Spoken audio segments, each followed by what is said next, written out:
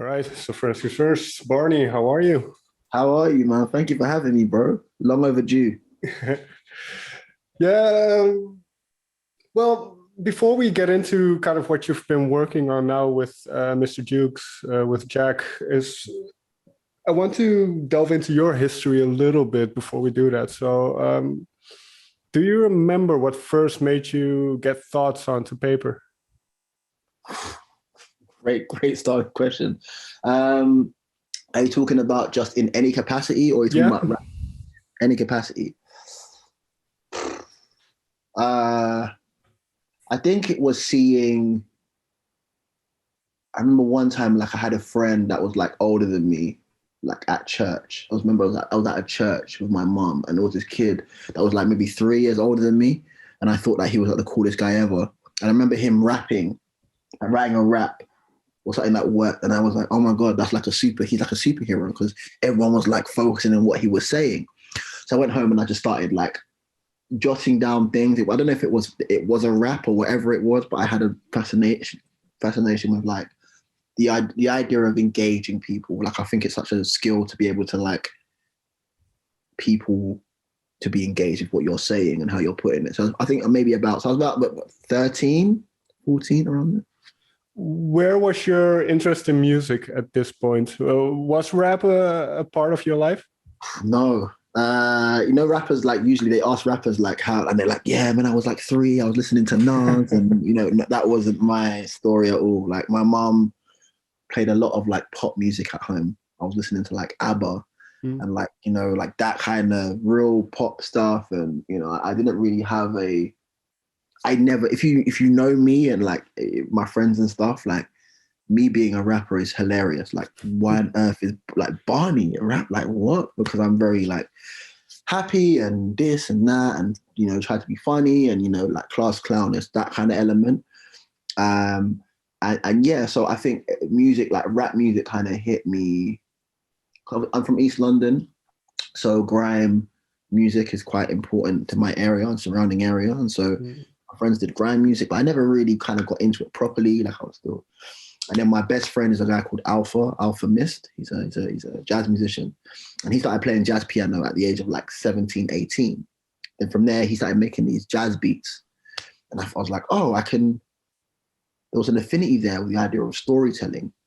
And then I started rapping. And I was terrible, like really, really bad for a very long time, like very awful. But I fell in love with this idea of if I learn and study this thing, I'm able to once again engage people and connect with people and also say how I feel and put it out in a creative capacity. So that's kind of how it started with me. It was quite late. And I find it interesting that you say, and even that grime, even though you grew up there, it didn't really suit you in a way, because I've always felt there's been kind of two streams of hip hop or rap music early on, which was kind of the more poppy side and the more conscientious, lyrical side of things. And it feels like you fall way more in that category, the more like Mos Def, those type of lyricists. And how important, as you say, you wanted to connect with people, how important was then the delivery, the oratory aspect of it? Great questions. Yes, really good questions. That took me a while. I had words. I loved words, but I think delivery and being able to do it in a way that's palatable to the ear took a very long time. Like flow, I wasn't good with flow. Like my words were too, would jumble up. They wouldn't, flow well. Like when you mention a Mos Def or a Common or I'm saying, or a Q-Tip or they know how to leave breaks in their flow. So that's something that I had to learn. I think I'm very heavily influenced by, the golden era of hip hop, but I'm also heavily influenced by my area. Like I'm very much a London MC. Like, I try to say words that Londoners would understand. I think my favorite rappers, Marissa Kendrick or or Mos Def or whoever, will mention, stuff about Brooklyn, stuff about Compton, stuff about, and I think that's something that I've always identified, because if you're not from where I'm from, you'll still get like a snapshot of where I'm from. And I think that's like the ability to be able to travel where I'm from. So yeah, like I think I had to work really hard at delivery and clarity and flow. That's something that didn't come naturally to me, but words did. Well, that's also interesting in terms of what you kind of wanted to sound like, but also what you wanted to rap about. Because did you kind of have, once you started writing these thoughts down, did you notice where your mind was at, where your thoughts were going in terms of what you wanted to say in your music? Yeah, I think I'm big on honesty. That's why I've chose the name Barney Artist, because my name's Barney. And I'm like, well, people ask me like, is that your real? I'm like, yeah, I wouldn't choose to be a rapper. I wouldn't choose to be called Barney. It's not a cool, like, not a cool, like, oh my God, he's so kind edge. Like, it's not that. It's because I think my thing is that like my mom, my sisters, my friends, they all call me Barney. If you're listening to me, I want you to feel the same way. Like, I want you to feel like it's a conversation. And, I think there's a healing in honesty. There's a healing in being able to be 100% yourself. And people resonate with that. Because my worst fear is, like pretend to be like some gangster rapper, and then you're going to get tomatoes. Someone's like, hey, aren't you supposed to be that gangster? And you're like, I'm not a gang. Like, what the like, do you get me? So Sure. My thing has always been honesty and vulnerability and, analyzing things and delving into things. And, and the more I got better at rapping, the more I was able to kind of like uncover, family issues or love or, that kind of stuff. And so, yeah, that's kind of how it happened. Was there a song or a time period where all these elements clicked, where the kind of the rhetorical side and the content and kind of the interest or passion for it, that it all coincided and kind of started to work for you in a way? Well, I'm going to throw this question back to you, because I feel like we're getting deep. It's good. I like this. I'm really enjoying this, by the way. Do you think that the perception of it working is by people resonating towards it? Is that when it works, or is it a self thing? Because I think if I make a song and no one likes it, then it doesn't work. But then if I like it, then does it work? Or is it because when you start having fans and stuff like that, is that when it works? Like, I'm always interested in the idea of like something clicking and working. Is it perception? Is it because of how other people are perceiving you, or is it because it's clicked for you? Yeah, I do think that's an important distinction. And for me personally, I can only say what my personal preferences or the way I perceive it is I don't care who's listening. If I see an improvement in what I'm doing, like you said, you had to learn flow, you had to learn how to speak clearly. I think if you can see where you begin and where you are now, and you can see that development, that should be good enough in terms of pure artistic expression. But then I'm not an artist, and I'm not trying to make a living out of it. So you do have that side of it, I'm sure. But then, yeah, it's a bit. I think it just helps you go, oh, people are seeing that, right? So I think there's not like a day where I was like it clicked. I think it was like it's like getting fat, right? You don't know. It's not like one day you're skinny, one day you're fat. It's like every day you get fatter and fatter and fatter, right? And I think that's kind of a similar thing when it comes to like improvement. You don't notice. It's just like, oh shit, oh man, I'm better now, and I have fans or whatever, and that kind of just takes a toll. Yeah, you mentioned Alpha Mist and then his jazz kind of influenced compositions. So were you always looking to the boundaries of what hip hop was and where it could go in terms of not to, like you said, not just well, I don't know if this is the right way to put it, but not going down that established route, but to see what else is possible, to look to the fringes, like with jazz, and now in this case with Jack.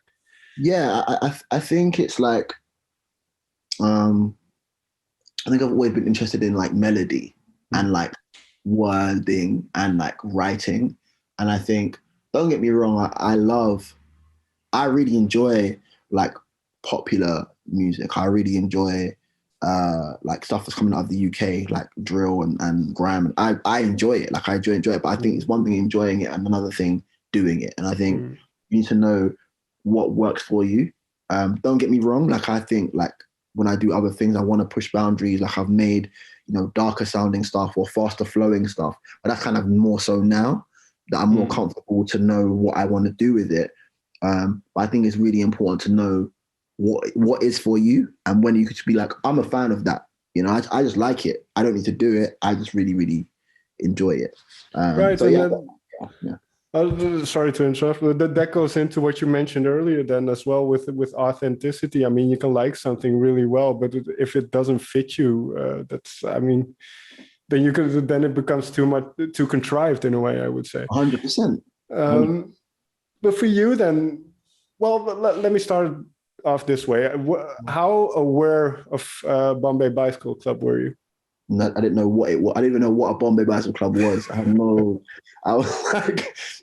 clue what it. I had nothing. Not even nothing. Not even a little bit. Okay, so because you did work with Jack on his first album, God's First. So when you started to delve into what he was doing and started to get a picture, what was your how did you perceive it? I can tell you exactly what happened. So I worked in retail for a very long time, for about 10 years. I started when I was 18, right? And I remember one day I was working at this shop, like folding jeans, and I get a call from like Jack's old A&R, and he was like, "Hey," and I knew him. He's like, "Oh, Barney, what's up? This guy, Jack Steadman, wants to work with you. He's part of a band called Bombay Bicycle Club." And I was like, "What's that? I don't know what that is." So had no clue what it was. And then he's like, "Can you come to the show?" He sent me the song over, and I loved this. I was like, "This song's amazing. Whoa, this is crazy." But I didn't have time to go and like research what it was. I was like, "Yeah, cool, I'll come." So I met him at the end of him making the God First album. So he'd done a lot of sessions, collaborations with people, like going like having one day, whatever. And, you know, he'd heard my music because he was trying out headphones or something. And then one of my songs came up on a playlist, and he was like, "Oh my God, this guy is great." So we met, and I think automatically we just clicked. Like automatically, there was no issue, there was no nothing. I think for him on his part, he knew he had clicked with me because he'd been working with loads of other people and one dayers, and like it didn't feel exactly the same as how we felt when we connected. So we did the song, put it out, but like me and him became really, really good friends. I mean, we became friends for like a good 2 years before we did anything album-wise for our own stuff. Right. And then we were having a chat about something, and he was like, "Oh, we should probably have a session. Like we are that music thing that we do." And then we had a session at our friend's house. This guy called Rick David down the road, and he played me Blowing Steam, the beat, and I wrote it in a couple of hours, and the song was done in a couple of hours. And that was the first song that we made for the album. Right. Well, it's very interesting, especially that instantaneous connection, because it is genuine. If you watch the Alton Towers video and all that kind of stuff, it feels very genuine. So with a little bit of separation, you said it was 2 years before you even started working together. Really, what makes this chemistry work so well? It's crazy. Like me and Jack, I mean, I speak to Jack like most days, like pretty much every day. And I think it's really strange because we're literally opposites, but also very similar. It's the weirdest thing. And so I think our love of like, that 90s, you know, hip hop, and Jack's a real hip hop head. Like in terms of like the old school, like he knows his shit. Like he'll be like, that person listening and da-da-da-da. And so he probably knows more about that than I do. You know, but I'm more hip hop or overall. Like I know a lot about hip hop overall. But as we connect on that, I think we're not too proud. Like we're very, like if something doesn't work, you have to, especially in music, I think you have to be able to, when you work with somebody, them tell you that doesn't work, let's try this. And then vice versa, that doesn't work, let's try this. You know, and I think, you know, our relationship is very much, we balance each other out because it's like, you know, it really works. And so when we made the album, when we started making music together, it was like, oh, this is my friend. We connect. And obviously then lockdown happened and we made the majority of the album during lockdown. And so, you know, we formed a social bubble, and I was seeing Jack more than I was seeing anybody. I was with Jack most days. And like, I was seeing him more than he was seeing his family or, you know, whatever. And I was seeing him more than I was seeing mine. And we just had a lot of conversations and a lot of, you know, difficult conversations and great conversations and laughing and having food together. And I think that's what you hear when you listen to our album. That. Can you share one thing? Well, the two things. Well, one thing that you have learned over these years working with Jack, and then vice versa, something that he might have picked up from you. Jack is like no, and obviously he's not hearing it, so I can be honest. Yeah, he's a genius. Like genuinely, he's a genius, and his ability. And it's mad because I didn't know about Bombay Bicycle Club, right? So I didn't have preconceived notions of what music he should be making, right? So I'm just walking in, I'm like, oh, this guy's making these beats and they work and they're boom bappy, and I'm like, you know, his ability to see he's just a great leader and a great, you know, a mind when it comes to music and hearing what it should be. Jack taught me about like a lot about songwriting. Like there's a song on the album called All For You where Jack's just singing. There's no word, like there's no, I'm not on it, but we wrote it together. So we wrote the song together.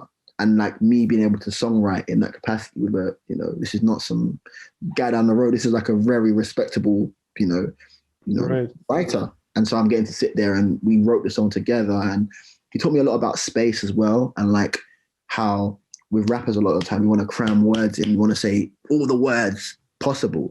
And he was like, Barney, take that word out. How about we don't have that word there? Let the beat do the talking for a little bit, then come back in. And that tripped me out. And I think on the flip side, I think he learned a lot about like working with a rapper and like flow and how the line, you don't always have to rhyme the last word. It can fall into itself. Like I can rhyme the first 3 words and then it's a mathematical equation. I didn't even realize that I was doing it. But, you know, I was able to explain, no, that's got to flow here. And, you know, and I think that's kind of how it works so well together because, yeah, there's no pride and there's no element because we both love each other very much. And I'm really, really close. With what you just mentioned, can we pick one song from the album where that exemplifies that a little bit, where we can go through the space bit? Well, yeah, then where you kind of had discussions of how to do something and how it ended up being better than what you separately thought. I think there's two examples. I think there's I think one is Vibrate. Vibrate was the last song that we made for the album. That was the last one. Okay. And I said, Jack, no samples. I said, Jack, no, we can't afford it. We can't afford any more samples. No samples, right? And it was like, cool. When he made this beat, and he sent it to me. And I wrote the first verse. I was like, I wanted to, because the song is inspired by Check the Rhyme by A Tribe Called Quest. And there's a line in there that says, rule number 1080, all record companies are shady. And I was like, oh man, I really love to have a song that has meaning, that you don't even realize it has meaning, and everyone's singing along and having a great time. You know, and Vibrate is talking about the industry and being screwed over and that kind of stuff, right? And if you listen to the lyrics again, you'll realize it's like, oh my God, he's talking about record companies and that kind of stuff. And so, but Jack was like, make sure the last section of the thing people can sing. So if you listen to it, it goes, keep your eyes on the hook, break. And it broke off and it goes into like a lower bit, then it builds back up again. Then it's the thing. And there's that song.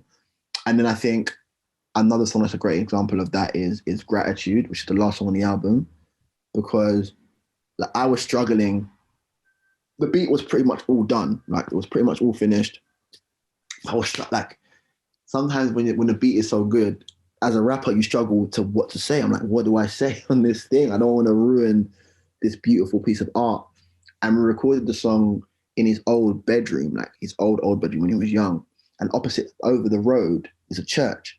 And he's like, Barney, go for a walk. Go walk around the church and come back. And I was like, what are you talking about? He's like, Barney, trust me. Go walk around the church and then come back and you'll be fine. And literally I came back, had the verse. I was like, the verse. That's very interesting because I wrote 2 little bits of lyric down. Mind is a weapon, and this music is a source of strength. So what on that walk? What did inspire you? Well, because it's very hopeful, and well, obviously, judging from the title, but it's very. Well, what did you encounter on that walk, or what came to you in that walk? I think I was like, I'm so lucky to not only be able to do this career that is like a dream, like I get to rap lyrics. My job is making words rhyme. That's like insane, like, right? And I'm also getting to make music with somebody that I truly care about.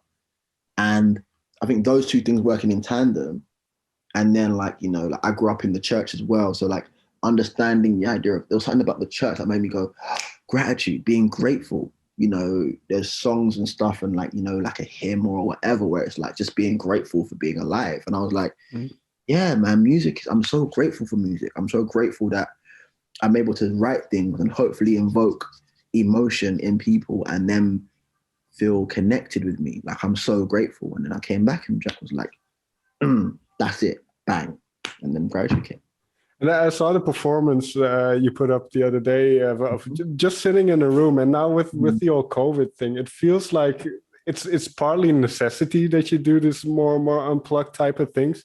But it also seems like it just fits what you're doing. It just fits. Does that make sense in a way 100%. Where? No, definitely. And I think what's mad about when we wrote the album, it was a dark time. So what I think what we were doing, and a lot of people say that the album's quite hopeful, that the album's quite positive and, you know, and hope inspiring. But I think with writing it and creating it, I think we were just kind of trying to make something that we needed at the time. We were writing it during a really dark time. And so, you know, a lot of the album was made in like autumn time. In the UK, there's like no sunlight, it's dark, right. It's raining. And we finished the album in December, January, which is like we had another lockdown. It was like tough. And so I think subconsciously we made an album that we needed to keep us happy. And I think like that's what's kind of come across. And I think the whole idea of the locket in itself is like keeping memories. You know, when you put a locket, you put like pictures of your family or things that you have dear to you. And this album is in itself a locket for me and Jack to be like, remember this happened and that happened and we did this, and it kept us sane. And I think that's what the message of the album is, and hopefully it resonates with people. And now you do have some shows scheduled. Hopefully, today we got news here in the Netherlands today that all festivals are canceled for the summer. So hopefully, I'm so sorry, bro. That is horrible, man. It is what it is. We kind of expected it, even though it's a big letdown. We kind of expected it for the last couple of weeks. But you still have some scheduled shows. So how important is? Sorry? We had our first show on Friday. We had our first show. A festival. Well, the first show then, how did that go? Because was that the first time you performed in that capacity? Yeah, so it was the first time I performed in that capacity in 2 years. And it was the first time Jack's performed in that capacity in 2 years. Right. And so the first, you know, it was strange that to go to a festival and be like, oh my God, there's people here. And basically what happened was that we did 2 shows that day, went one day. The first show was a festival. The second show was a support slot. So me and Jack were supporting Bombay Bicycle Club. Right? So the guy loves, I mean, it was hilarious in itself that he's supporting himself at his own show, right? But it was a lot. We're like, oh my God, we're on really early. We were on early because we had to travel to the other venue to do the whatever. So we're on at like 12, right? And you know, with festivals, there's no guarantee if you're on early, anyone's going to be there. So like, we're like, you know what, regardless, we're going to have the best time we possibly can. And bro, we walked out and the tent was just thousands of people were there. And it was like, whoa, like, man, and like the energy, the feeling. And then being there with Jack and my DJ, who's like also like one of my best friends, who also shot the video for Vibrate. He's my DJ as well. So we've kind of like made this family. And to be there on stage with your family, performing songs about hope and joy and love and being grateful was just unreal. Well, the fact, and I see a lot of positive comments online as well, and the fact that it's being received as well as it is, what does that say about the type of music you make? Because the way I feel about it, it's partly... It's part throwback because it reminds me of some of the music that I grew up listening to, but it's also very now. So what do you make of how people perceive the music that you made? You never know, innit? Like, you never know how people are gonna, you know, interact with it or feel about it. I'm sorry, there's a lot of noise background. No worries. Well, the reception that you've gotten, from what I can tell, has been very positive to the music that you make. So what does that tell you about the type of music that you make? And then, like I said, for me, it reminded me of kind of the hip hop I grew up with, people like, or bands like Jurassic 5 and that kind of, that type of flow. And so what do you, but it's also very now, it's not just kind of 90s feel. So what do you make of the reception, the positive reception? Where do you think that comes from? I think we found with this equation and this maths kind of like me plus Jack equals this thing, it just happened to work really well, where I think the nostalgia elements and the roots and the, you know, the sprinkle, like the deep rooted heart and soul of conscious, jazzy, fun loving hip hop, but with Jack's elements of Bombay and the pop, you know, elements of the indie stuff that you kind of hear a little bit. And then me with the London hip hop rap stuff kind of really works in a way that hopefully gives you something new. And I remember like we finished the album in January and over here was like still a massive lockdown. And I'll listen to the album. I used to go on walks and I'll listen to the album every day. And it would always like ring true to me. But I was like, am I just being biased because it's me and like whatever? But I think there is something that we kind of found in this honesty, in this vulnerability, in this love that kind of comes through the album. So I think that's what it is. I think people resonate with the fact we're not trying to overcomplicate it. We're not trying to be cool. You know, we're not like these cool indie guys with like gold teeth and like, you know, like me and Jack look totally opposite. It's the funniest thing in the world. Like, you know, Jack looks like a teacher. I look like a bad student. Do you get what I'm saying? It's the funniest thing ever. But I think one thing is when you see us talk or be near each other, it feels real. You know, you can see it, you can feel it, that me and this guy are really, really good friends. And I think that kind of comes through with the album. So I think that's what people are resonating with. Yeah, I agree. Like I said, you really can feel that it's genuine, the way you interact with each other. So last thought then. Yeah. Maybe, hopefully, within a couple of months, the world will open up even further and things will get to relative normalcy. And then the music industry will start back up again, which means a lot of touring, a lot of things for Bombay Bicycle Club. But can I assume from what you've just told me that you definitely want to continue this and this isn't just a one-off little thing during COVID? Well, yeah, like I think for me, we've already started making music again, which is exciting. I think Jack's always going to be someone that I would love to make that type of music with. I think with like boom bap, sort of jazzy, happy music, it can go wrong really easily. It can really easily go wrong where it gets a little bit corny, a little bit cheesy, a little bit like, a little bit too rapidy rap. And I think me and Jack have a really good working relationship where we just kind of cut that out. It kind of like really balances out. And so I think my plan is that like with my own stuff, you know, I want to push the envelope in terms of like my solo stuff. I want to, you know, push against the walls a bit and kind of change the sound a little bit just to kind of like shake things up. But I think like my home, when I make like the feel good, you know, whatever, that kind of stuff will be with Jack. And I think that's my plan, is to have sort of like how Jack has Bombay for the indie stuff, and then when he wants to do the stuff, he has Mr. Jukes and stuff. I want it to be the same way with me. And so, yeah, man, I think this is going to be a hopefully a duo that people kind of, you know, resonate with, sort of like a Run the Jewels or, you know, like that kind of thing. And I think hopefully that carries on for the future. Well, one last question then. What has been on your mind in terms of your own solo work? Like you said, you want to keep that avenue for other things that might come up to you. So what have you noticed about where that has headed? And you don't have to reveal that much, but what? Bro, like, by the way, this is one of the best interviews I've done, so thank you so much. Thank you. It's been tough because I've been writing an album whilst releasing this album, which is the most, I would not advise it to anyone in the world to write an album whilst releasing an album, because the album that I'm writing is very, very different to the album that I've made with Jack. And I think I made a conscious effort and a decision for that to be the case. But it's been great to be able to like work with Jack beforehand, to like my songwriting and stuff has kind of really gone up a level. And so, you know, to be able to kind of like implement some of the things that I've learned into my solo stuff has been incredible. You know, like I'm so grateful to be able to be like, yeah, I learned that skill, I've learned that skill, you know, and Jack's definitely been, you know, helping me in that capacity as well. So yeah, I feel happy and excited to kind of like get this album out, but also get other music out and things that we want to do and build. Yeah, we'll see what you come up with then.